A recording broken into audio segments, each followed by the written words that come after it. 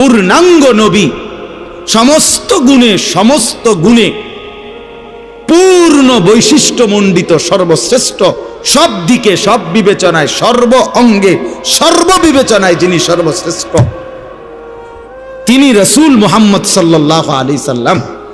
অন্য কারো কাছে নাই, আমাদের কাছে সব আছে। আমাদের কোরআনও নিখুঁত, আমাদের রাসূলও নিখুঁত, আমাদের আল্লাহও নিখুঁত, আমাদের ধর্মও নিখুঁত।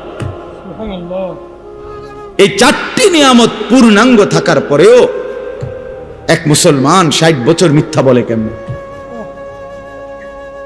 এই চারটি নিয়ামত থাকার পরেও এক মুসলমান 30 বছর একটানা সুদ খায় কেমন? মিথ্যা বলে কেমন? হারাম রোজগার করে কেমনে?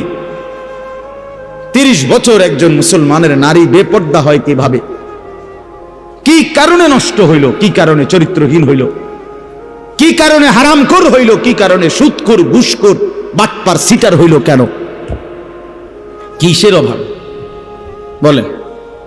ছেলেরা বলো ভাই, বাবারা বলেন, আপনারাও বলেন, কি কারণে 60 বছর বয়সে আপনি এখনো বিড়ি সিগারেটের বদভ্যাসটাও ছাড়তে পারলেন না?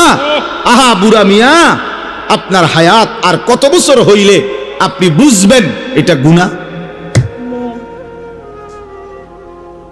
60 বছর পরেও আপনি এটা বুঝলেন না, তো 600 বছর পরেই বুঝবেন। কবরের কথা মনে পড়বে কোন দিন? মৃত্যুর কথা মনে পড়বে কোন দিন? এই বয়সকালেও এখনো চা দোকানে বসে রঙিন টেলিভিশনে নর্তকীর নাচ দেখেন, নাচ গান দেখেন। ছি ছি ছি ছি, মুসলমান এত নিকৃষ্ট হয় কিভাবে? মুসলমান এতটা বয়সকালে এভাবে আল্লাহকে ভুলে থাকে কিভাবে? বলে 365 দিনের এক বছরে কোনদিন ফজরের নামাজ পড়ে না মুসলমান, এবং এত বড় জানোয়ার কেমনে হয়? বলে এত বড় জানোয়ার, এত বড় হাইওয়ান মুসলমানের বাচ্চা কেমনে হয়? তুই কার মার ঘরে ভাত খাইছে? কোন মায়ের দুধ পান করছে? এত বড় গাদ্দার যে কোনদিনও ফজরের নামাজ পড়ে না, যে জানেই না ফজরের ওয়াক্ত কত। এটা কি হাইওয়ান? কত বড় চতুষ্পদ জন্তু এটা! এই মানুষ কিভাবে? বলেন চাচারা, আপনারা বলেন, আপনাদের যাদের ঘরের ছেলেটা মেয়েটা বছরের পর বছর এক ওয়াক্ত নামাজ পড়ে না, এই জানোয়াররে নিয়ে আপনি হাসরের ময়দানে কেমনে দাঁড়াইবেন? এটা সংসার? এটা বুঝি বউ বাচ্চা? এই নাফরমানের পরিচয় দিবেন কিভাবে? কেমনে দাঁড় করাইবেন? কি সংসার করলেন? কার জন্য উপার্জন করলেন? রক্ত পানি করলেন, মাথার ঘাম পায়ে ফেললেন। এই ঘর, এই সংসার, এই খাট, এই পালং, এই সোফা, এই ফার্নিচার, এই ফ্রিজ, এই সমস্ত আসবাবপত্র, জমি জামা, এই অসভ্যদের জন্য বানাইলেন যে একটা সেজদা দেয় না? আস্তাগফিরুল্লাহ। 20 বছর ধরে রাস্তার পাশের পুকুরে যেই বেপর্দা বেহায়া নারী খোলামেলা গোসল করে, হাজারো পুরুষ যাকে দেখে আসতে যাইতে, এই অসভ্য নারীর জন্য আপনার সংসার? এটা মুসলমানের স্ত্রী? বলেন ওরে নিয়ে আখিরাতে কেমনে দাঁড়াবেন? কেমনে দাঁড়াবেন? সেই ঘর কেমনে মুসলমানের ঘর যে ঘরে নামাজ নাই, যে ঘরে সেজদা নাই, যে ঘরের প্রত্যেকের হাতে হাতে মোবাইল, যে ঘরে প্রত্যেক রুমে রুমে সারা রাত ছেলে মেয়ে নারী পুরুষ নাচ গান অস্থির ছবি দেখছে, যে মুসলমান প্রতিদিন ওজনে কম দেয়, প্রতিদিন কাস্টমারকে ঠকায়, প্রতিদিন হারাম রোজগার করে। ও ভাইয়া বলেন, বাবা বলেন, কেমনে দাঁড়াইবেন আখিরাতে? কিভাবে দাঁড়াবো আমরা? وكلهم آتيه يوم القيامة فردا রব্বুল আলামিন বলে তোমাদের প্রত্যেককেই আমি আল্লাহর সামনে একজন একজন করে দাঁড়াইতে হবে, একজন একজন। ওয়ালা ইউসআলু হামীমুন হামীমা ইউবাসসারুনহুম। রব্বুল আলামিন বলেন প্রত্যেক পরিচিত অপর পরিচিতকে হাসরের ময়দানে সচক্ষে দেখবে, কিন্তু কেউ কাউকে কিছুই জিজ্ঞেস করবে না। মা বাবাকে দেখবে, বাবা মাকে দেখবে,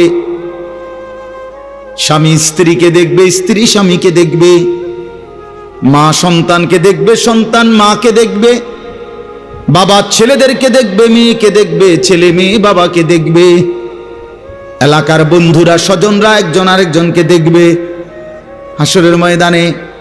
আমরা মনে করেন আপনারা এখানকার মানুষ, তো এই যে আপনারা এখন এনে মোটামুটি আপনারা যদি পরিচয় নেন তো একজন আরেকজনকে চিনবেন মোটামুটি, ঠিক না? তো এই রুমই হাসরের মাঠ। এমন না যে আমার এই ইটালির মানুষের লোকে খাড় করাইবো না, হেরার লোক আমার খাড় করাবো, কিন্তু আমি কি হেগো এলাকার মানুষ না? বুঝেন নাই কথাটা? পরিচিত জনরাই কাছাকাছি দাঁড়াবে, সবাই সবাই চিনবে। আল্লাহ বলছেন ইউবাসসারুনহুম, সচক্ষে দেখবে একজন পরিচিত বন্ধু আরেকজনকে, আপনজন আপনজনকে দেখবে, কিন্তু ওয়ালা ইউসআলু, কেউ কাউকে এক বিন্দু ভালো মন্দ জিজ্ঞেস করবে। ইব্রাহিম আলাইহিস সালাম ইসমাঈলকে ডাক দিবে না, নবীজি বলছে।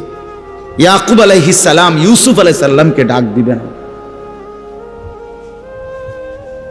ডাক দিবে না, কেউ না কেউ। ইয়াওয়াদ্দুল মুজরিমু লাউ ইয়াফতাদি মিন আযাবি ইয়াউমিইদিন বিবানিহি ওয়া সাহিবাতিহি ওয়া আখিহি ওয়া ফাসিলাতিহি আল্লাতী তু'যিহি ওয়া মান ফিল আরদি জামিআ সুম্মা ইউনজিহি। সাংঘাতিক কথা এটা।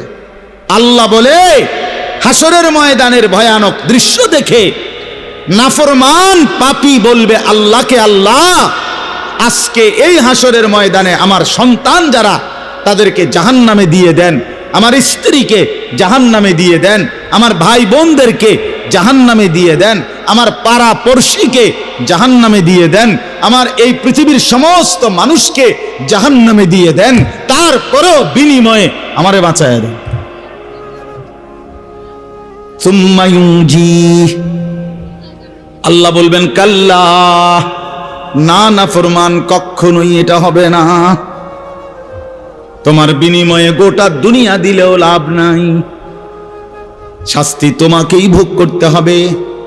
ইন্নাহা লাযা, আল্লাহ বলেন এটা জাহান্নামের লেলিহান আগুন। নাজ্জাতাল লিশ-শাওয়া, জাহান্নামে যখন ফেলবে না ফরমান, প্রথম সেকেন্ডেই শরীর থেকে চামড়াটা খসায়া ফেলবে, খুলে ফেলবে, গলে গলে পড়ে যাবে। নাজ্জাতাল লিশ-শাওয়া তাদউ মান আদবারা ওয়া তাওয়াল্লা। আল্লাহ বলে জাহান্নাম থেকে যে পলায়ন করতে চাইবে, আড়াল হইতে চাইবে, জাহান্নাম নিজে টাইনা তার ধরে নিয়ে আসবে। এদিকে আয় না ফরমান, এদিকে ওদিকে কই যাস গাদ্দার। তখন সেজদা দিতে বলছে, দিলি না কেন? মা সালাকাকুম ফি সাকার ক্বালু লাম নাকু মিনাল মুসাল্লিন। কোরআনুল কারীমের মধ্যে আছে ফেরেশতারা জিজ্ঞেস করবে, নাফরমান তুই জাহান্নামী কেন হলি? নাফরমান চিৎকার করে বলবে, ভাই আমি নামাজ পড়ি নাই। খোদার কসম, কোরআনের আয়াত প্রথম জবাব দিবে এটা, ক্বালু লাম নাকু মিনাল মুসাল্লিন, আমি নামাজ পড়ি নাই। কি ভাবছেন ছেলেরা, বাবারা আপনারা কি ভাবছেন? কার লাগে কি কামাই করেন? কি আশ্চর্য মুসলমান! আপন ছেলে 16 বছর, 18 বছর, 20 বছর এক ওয়াক্ত নামাজ পড়ে